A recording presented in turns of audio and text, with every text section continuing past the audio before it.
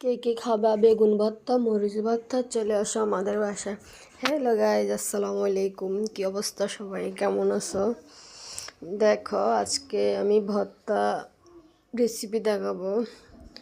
But তোমরা মাছের ভর্তা অথবা বেগুন ভর্তা করলে এক প্লেট ভাত এমনি খেয়ে ফেলতে পারবে।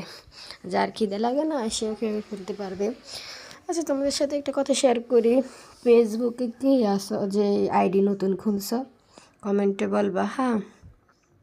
আর কিভাবে কি করলে সব কিছু একটু ভালো হবে আমাকে সেটাও বলবা।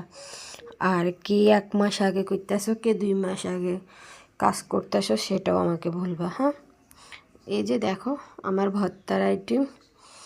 আর ভর্তার মধ্যে তোমরা পেঁয়াজ দিবে একটু বেশি করি, ভালো লাগবে খেতে, বুঝছো? যত একটু পেঁয়াজ বেশি দিবে তত একটু খেতে ভালো লাগে। আর ধনিয়া পাতা তো শীতের দিনে বলার কিছুই নেই, সেটা আরও ভালো লাগে।